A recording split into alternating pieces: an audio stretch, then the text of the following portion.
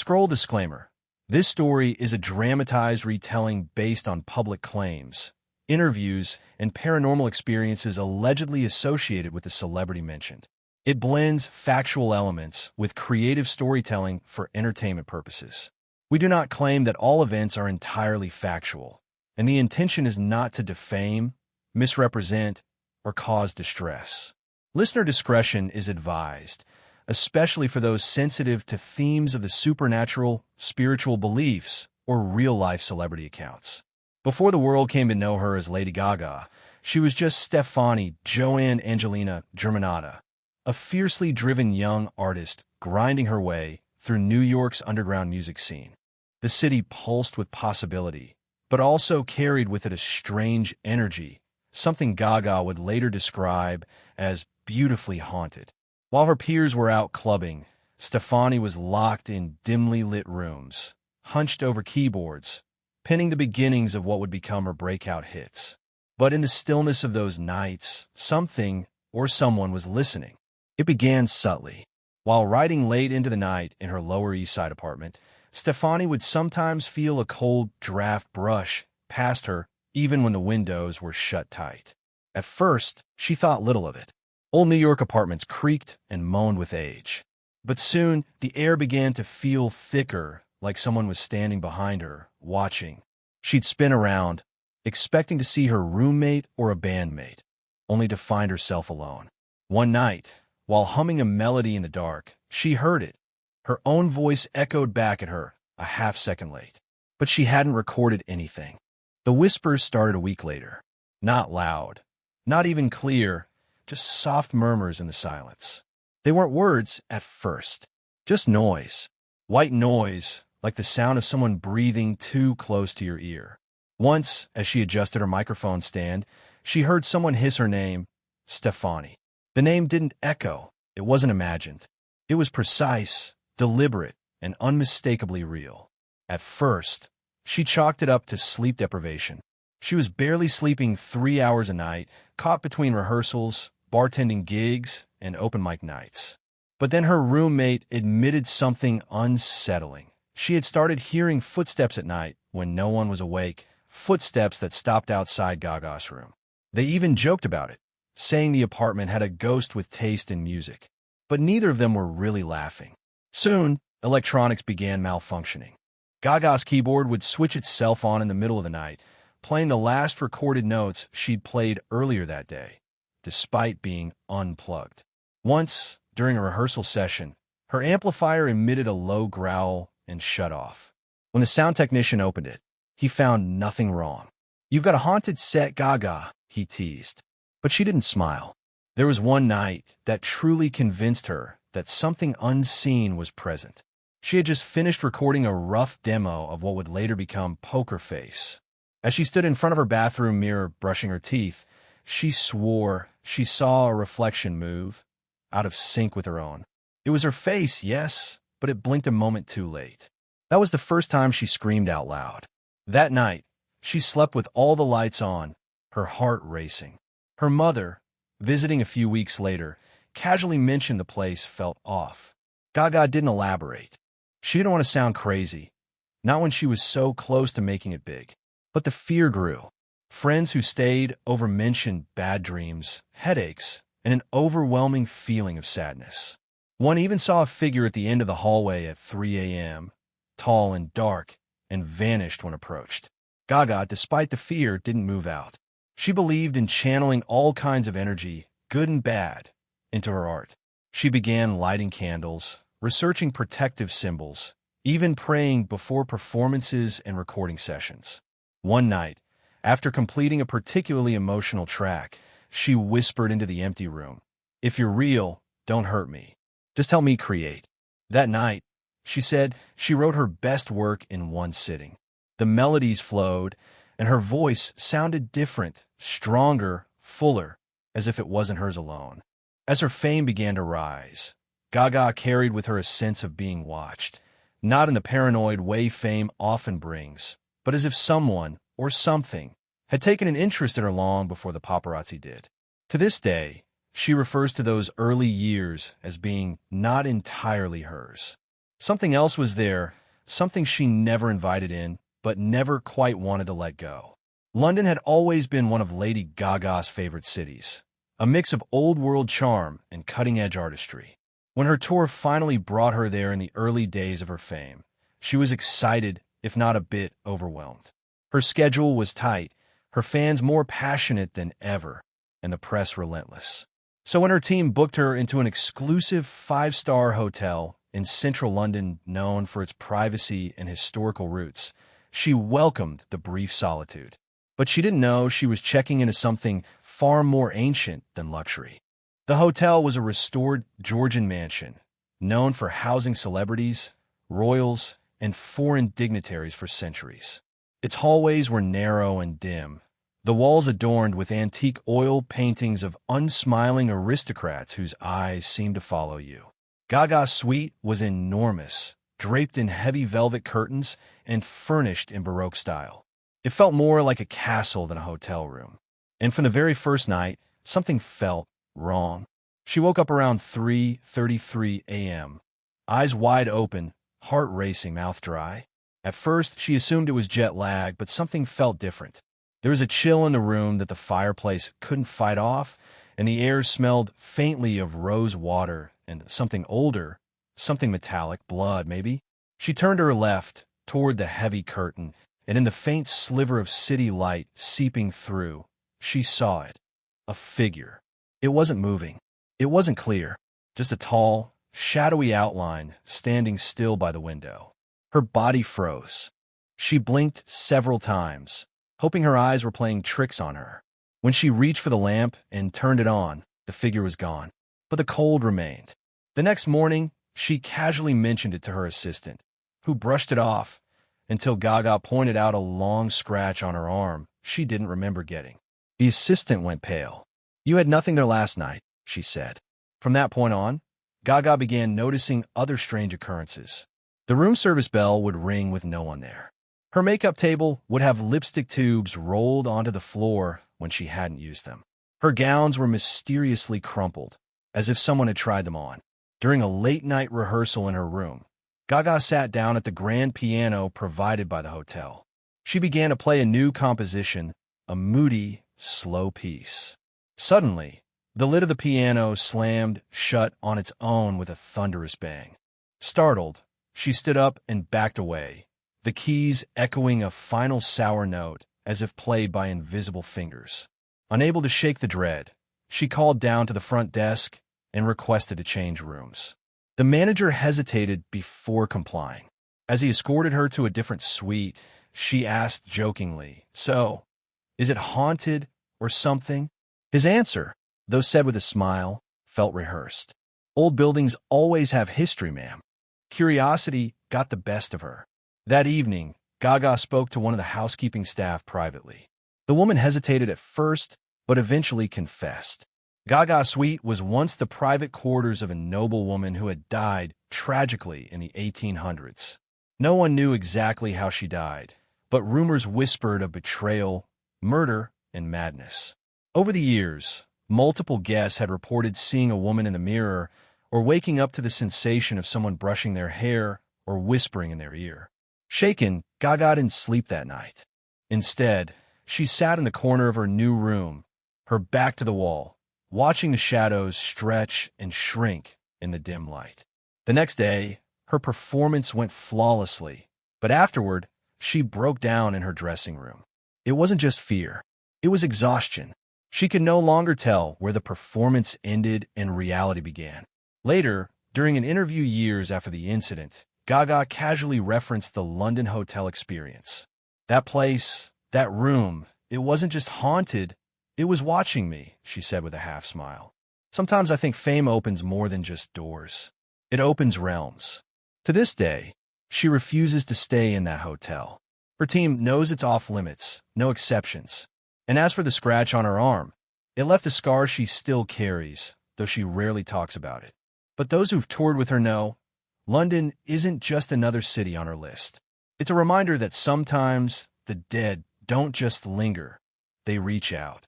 Tour life was chaotic, early call times, endless rehearsals, and late-night after-parties that blurred together with hotel hallways and stadium dressing rooms. Amidst the madness, Lady Gaga and her entourage often looked for ways to blow off steam. They were a family, bonded by shared exhaustion and adrenaline. One night, after a particularly intense show in Chicago, the team returned to their hotel suite to celebrate. Spirits were high, drinks flowed, music played, and then someone, half joking, half curious, suggested they try the Bloody Mary mirror ritual. It was supposed to be a harmless dare, a sleepover-style challenge from childhood. The kind where you stand in front of a mirror, chant Bloody Mary 3 times, and wait to see if a ghostly figure appears. Most laughed it off, but a few were intrigued.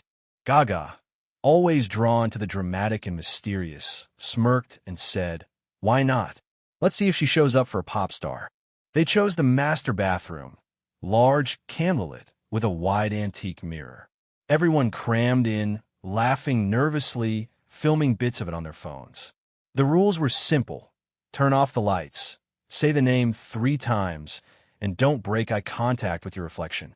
Gaga stood front and center, her hands planted on the marble counter, eyes locked on her image in the glass. "Bloody Mary," she said once.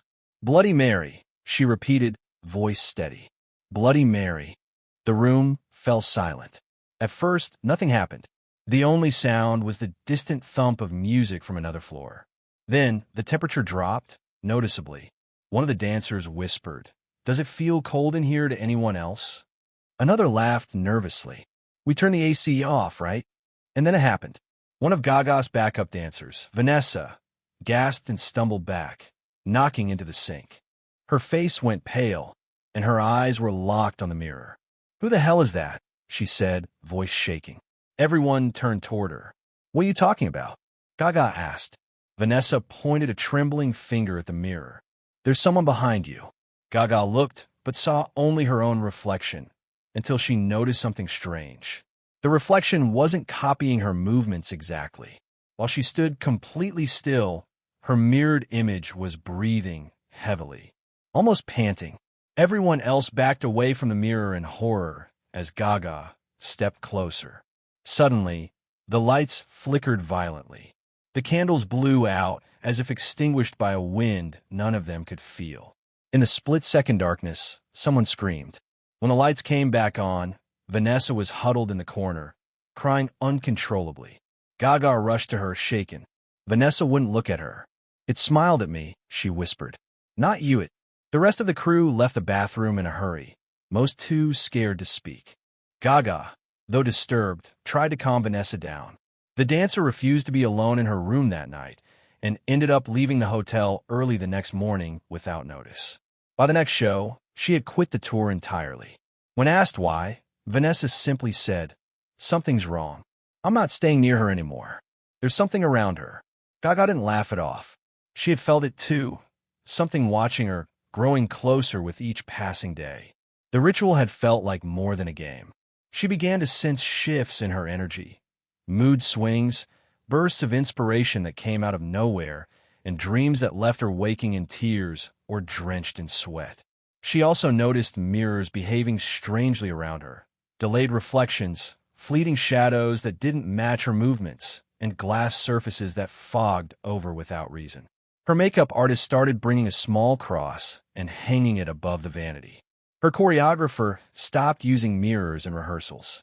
The mood among her team changed from lighthearted and electric to cautious and quietly paranoid. To the public, Gaga was at her peak, wild costumes, chart-topping hits, and eccentric performances. But behind the scenes, something darker was brewing, and it all seemed to trace back to that night in the bathroom. The Bloody Mary ritual had been a joke, but something had answered. Years later, when asked about paranormal encounters in an interview, Gaga only smiled and said, "You should never call out to something if you're not ready for it to answer.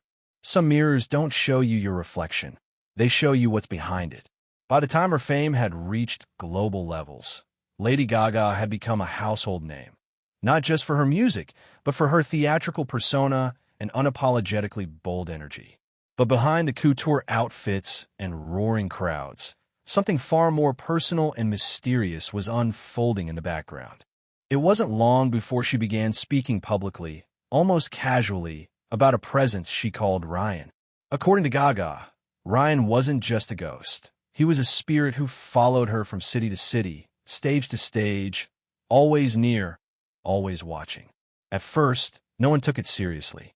Interviews with Gaga often included eccentric quotes, and most people assumed Ryan was either a metaphor or a creative character in her artistic mind. But those closest to her knew better. Her bodyguard, her assistant, even her driver, each had strange, unexplainable experiences that seemed to center around Gaga and this invisible force she had named. The origin of Ryan was never clear. Gaga couldn't recall when she first became aware of him, only that there had always been a sense of someone else in the room. Sometimes she would wake up and instinctively speak to the air, saying things like, "Ryan, not now," or "I'm fine, you can leave." Her assistant once asked her who she was talking to. Gaga answered without blinking, "He's harmless. He just checks on me." As the sightings increased, so did the tension. During one rehearsal in Los Angeles, a lighting technician reported seeing a man in a long coat standing just behind Gaga at the edge of the stage. When security reviewed the footage, there was no one there. Another dancer swore she saw someone pacing near the dressing room mirror. When she approached to confront the intruder, he simply disappeared. Some crew members began refusing to be alone in certain rooms, claiming they heard footsteps when no one was walking or felt cold hands on their back in an otherwise empty space. Gaga never panicked.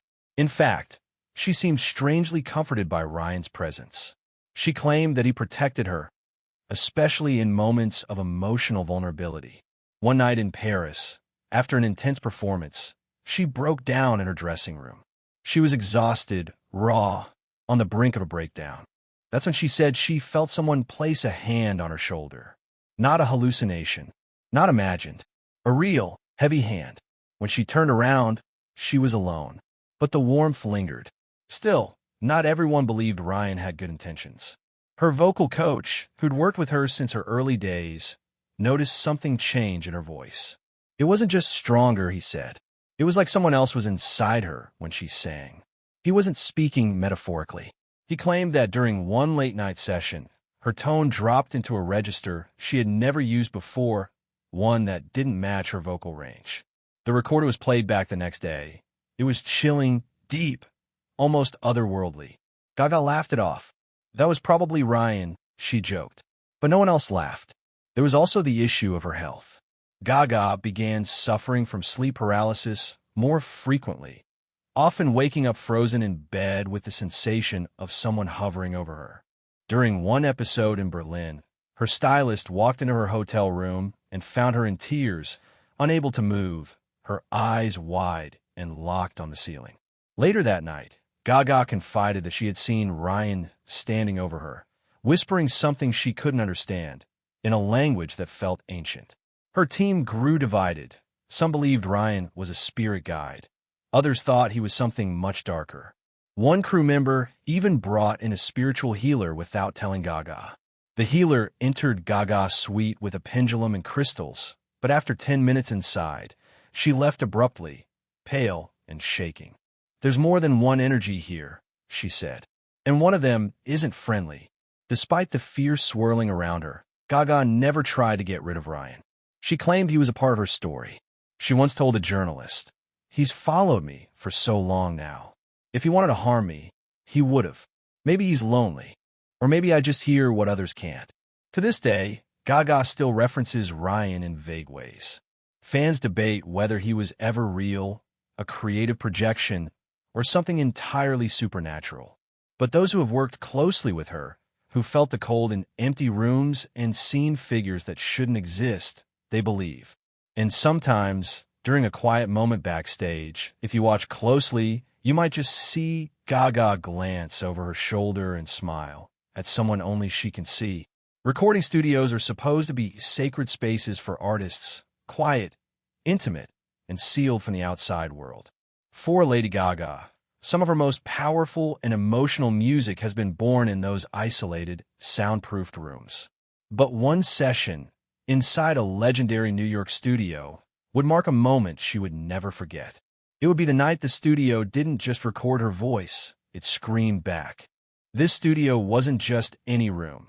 It was part of an old music building dating back to the early 1900s, known for its connection to jazz legends and infamous for unexplained technical failures. Producers would often joke that the place was haunted by saxophone players who never left. Gaga, who had requested to work late that night alone with a single sound engineer, had chosen the studio for its acoustics. She wanted something raw, something real. What she got was something else entirely. It was around 1:45 a.m. when Gaga entered the vocal booth. The lights were dimmed, the mic was set, and the control room was manned by Jason, her trusted engineer. They'd worked together on several tracks, and there was an unspoken rhythm between them.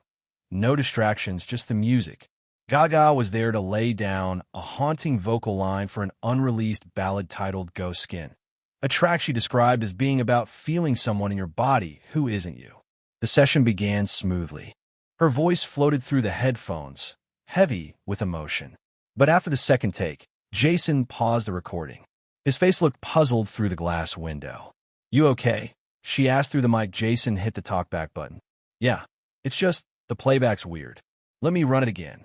They replayed the last 15 seconds. At first, it sounded normal, her voice rising, breathy, and controlled. Then, just before the final note, a strange noise crept in, low at first, almost like feedback. Then louder, a raspy, guttural moan. And then it screamed. Not just noise, a blood-curdling, human scream. Long, shrill, and pained. They both froze. Jason immediately stopped the track. He scrubbed the timeline, searching for the audio spike. It was there, clear as day. And yet, there had been no sound in the room. Gaga hadn't made that noise. She knew what she sang. She remembered every breath, every inflection. And that scream, that was not her. She stepped out of the booth. "Maybe a file glitch?" she asked, though her voice lacked conviction. Jason shook his head. "No, that's clean. It recorded live. No overdubs. No samples." They replayed it again. The scream returned, unchanged. It wasn't just a background anomaly. It had depth pain. And most terrifying of all, if you listen closely, the scream wasn't coming from behind the vocals. It was coming through them, as if someone had layered themselves inside her voice. Trying to rationalize, Jason isolated the vocal track, muting all instrumentation. The scream was even clearer now. It started subtly, as if someone was breathing behind Gaga's words. And then, right at the end, let loose like a tortured soul clawing its way out of her lungs. Suddenly, all the lights in the studio flickered. Then, in a flash, they went out completely. Pitch black. Only the blinking red record light remained, casting an eerie pulse across the control panel. Jason's voice broke the silence. "This isn't right." Gaga stood silently in the dark, her skin crawling. She wasn't afraid of theatrics. She thrived in the eerie and the strange. But this wasn't performance. This felt real, heavy, dangerous. When the lights finally came back on, she noticed something written in the condensation on the glass between the control room and the booth. 3 letters. RYN. Not Ryan. Just those 3 characters, as if something had tried to write a name and vanished before finishing. Jason hadn't seen it. When Gaga pointed, it was already gone. The session ended early. The track was saved but never finished. To this day, it's never been released. Gaga later spoke about that night in private to her team. She said it felt like Ryan, or something pretending to be him, had tried to speak through her. Not in metaphor, literally. And she hadn't given it permission. Since then, she refuses to record in that studio again. Even though offers came in, producers begging her to return, engineers swearing the room had been cleansed, Gaga kept her distance. "That place already has too many voices," she reportedly said. "It doesn't need mine anymore."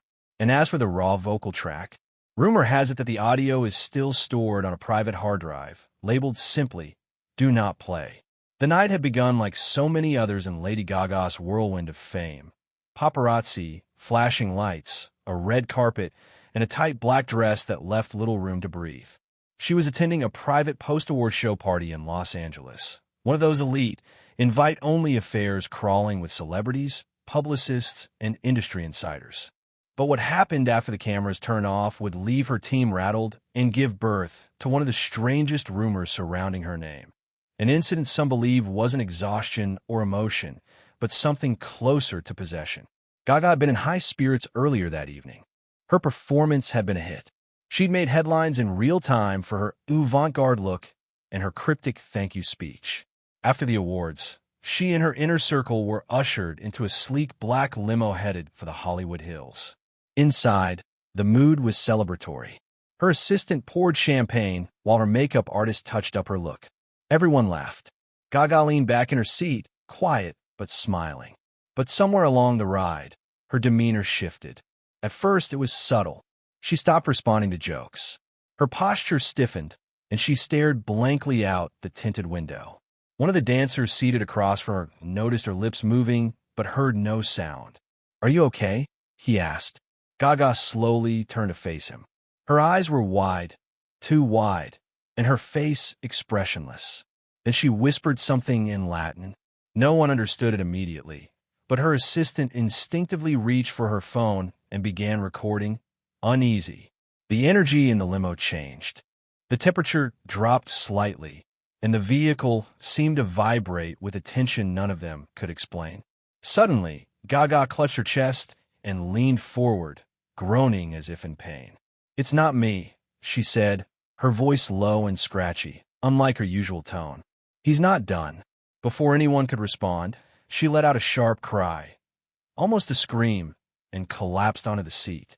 The driver was ordered to pull over immediately. The door flew open, and her team rushed to her side. She was conscious but distant. Her eyes darted rapidly, unfocused, like she was looking through people instead of at them. Her assistant tried to speak to her, calling her name repeatedly, but Gaga wouldn't respond. After several tense minutes, she seemed to snap back. Her pupils refocused, her breathing steadied, and she looked around confused. "What happened?" she asked. "Where are we?" She had no memory of the ride after the red carpet. The Latin, the screaming, none of it. Her team, shaken but loyal, rushed her to a private residence instead of a hospital. The story was buried. No public statement was made. The footage her assistant recorded was never shared publicly, but rumors quickly surfaced through industry whispers. Some claimed it was a panic attack brought on by stress and fatigue. Others, especially those who had seen her closely that night, were not so sure. What disturbed them most was the audio. The next morning, the assistant played back the recording. Gaga's voice could be heard clearly, whispering a phrase in Latin, "Non est meum corpus." It translated to, "This is not my body." Even more unsettling was the strange sound layered beneath her voice, like static at first, then deeper, a growl. Some swore they heard another voice overlapping hers, male, ancient, and filled with something cold. That week, Gaga postponed all scheduled appearances. Officially, she cited exhaustion. But insiders knew the truth. She'd become increasingly convinced that the spirit she called Ryan was trying to take control, not just of her mind, but her body. Her personal spiritual advisor was called in immediately. Sage was burned. Symbols were drawn on mirrors. Protective stones were placed around her dressing rooms and hotel beds. Gaga herself remained quiet on the matter, but visibly changed. She began wearing red more often, an intentional color choice, her advisor said, to ward off spiritual intrusion. Her performances grew darker, more intense, almost primal. Fans noticed too. During a show the following month, a clip went viral of her seemingly growling mid-song, her eyes rolling back before she collapsed on stage. Doctors blamed dehydration, but those who had been in the limo knew better. Possession? Performance? To this day, no one can say with certainty. But one thing was clear. Lady Gaga had come dangerously close to losing herself. Not metaphorically, but literally. She would later say in an interview, "Sometimes, when you carry too many ghosts with you, you forget which voice is really yours." After the limo incident, something inside Lady Gaga shifted, and not just emotionally.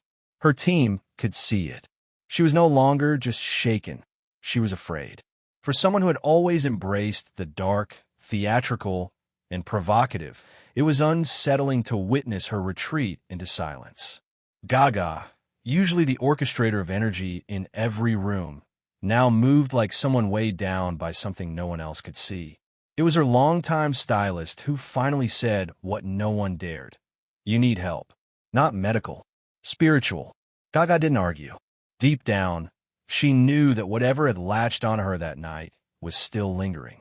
The whispers hadn't stopped.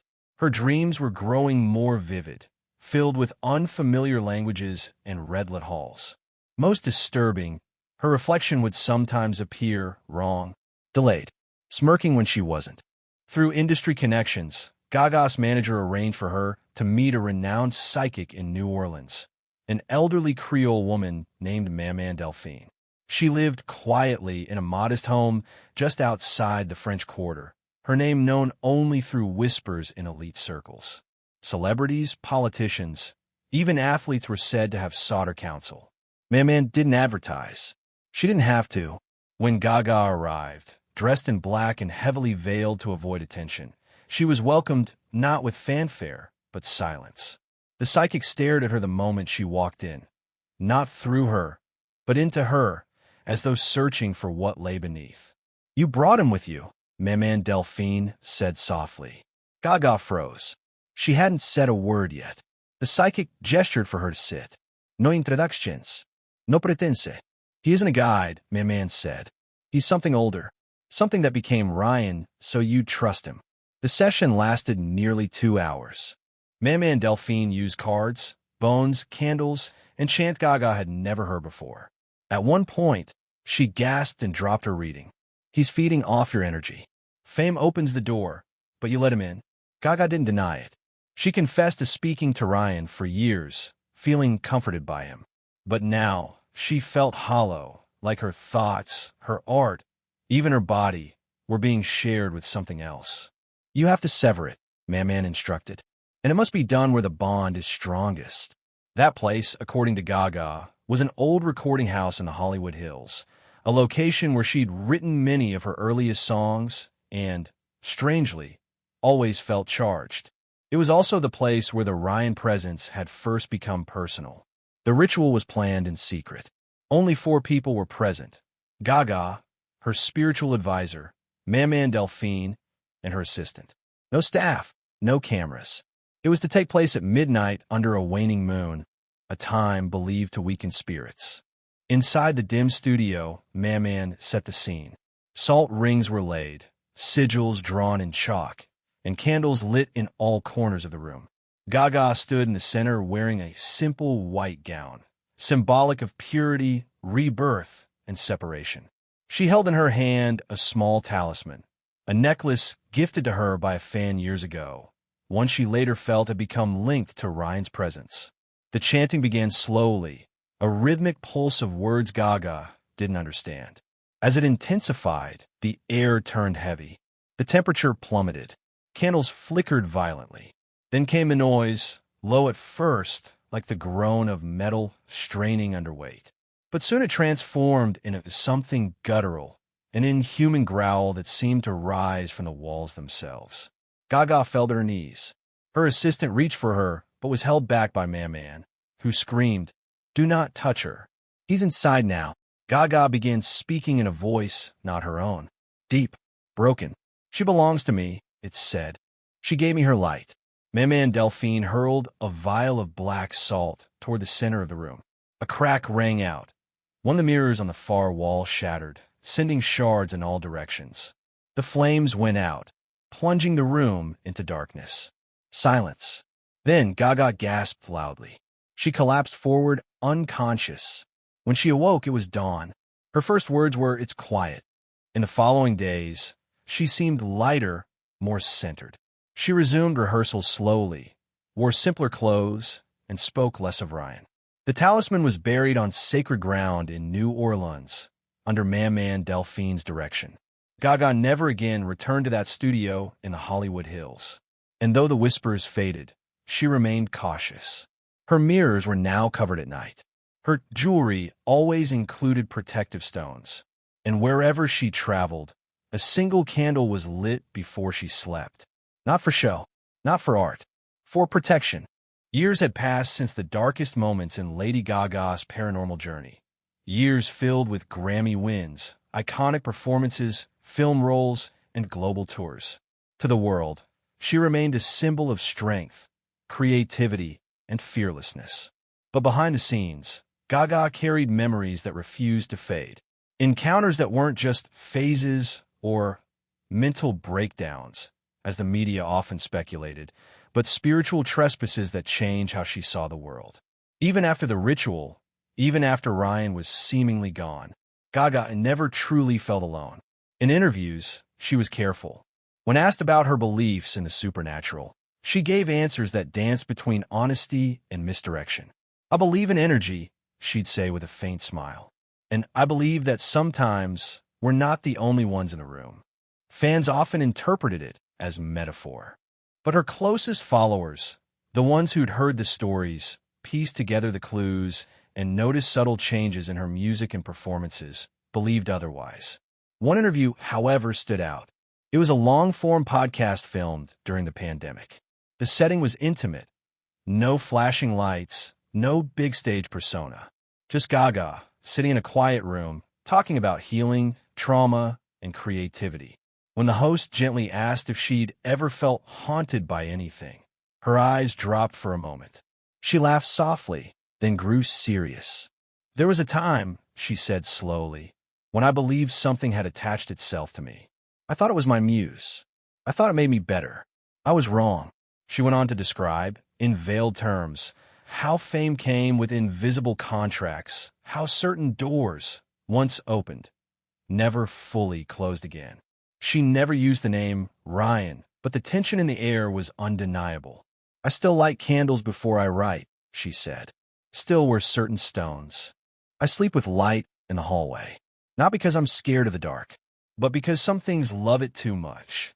That line, "some things love it too much," went viral. Conspiracy theories reignited. Paranormal podcasts dedicated entire episodes to decoding her story. Fans dissected her older songs, searching for lyrics that hinted at possession, spirits, or loss of control. One verse from an unreleased demo surfaced on fan forums. "He stand in my shadow and sings in my voice. I gave him a name when I had no choice." Her concerts, too, began reflecting her experience in subtle ways. During one tour, her stage backdrop included a recurring image, a tall figure in a long coat standing just beyond the spotlight. It never moved, never addressed, just there. For fans in the know, it was Ryan. For others, it was just eerie stage design. Either way, Gaga never explained it. Yet despite everything, despite the fear, the sleepless nights, and the spiritual battle she had endured, Gaga refused to let it define her. If anything, she embraced it as part of her story, part of her truth. She began quietly supporting spiritual wellness causes, funding research into the psychological effects of the supernatural, and even meeting with other artists who had experienced creative hauntings. Her message was always the same: don't invite in what you don't understand. On the 10th anniversary of her breakthrough album, she posted a rare and cryptic message to fans on social media. It read, "Fame doesn't just open doors. Sometimes it breaks locks. If you hear a whisper, don't answer it. If you feel watched, you probably are. Protect your light. Always." The post was deleted an hour later, but screenshots circulated for weeks. As the years went on, Gaga seemed to find peace. Her performances became more grounded, her interviews more heartfelt. Still, every now and then, someone on her team would mention the same thing. Late at night, while touring or rehearsing, Gaga would occasionally stop what she was doing, look over her shoulder, and whisper softly, "Not now." To whom? No one knows. Some say she's still haunted. Others believe she won the battle and simply lives with the scars. But whether Ryan was a ghost, a demon, or a manifestation of trauma, one thing is certain: Lady Gaga's encounters were more than stories. They were warnings, lessons, and her final message to the world remains as chilling as it is honest. Be careful what you call into your life. It might call you back. 56.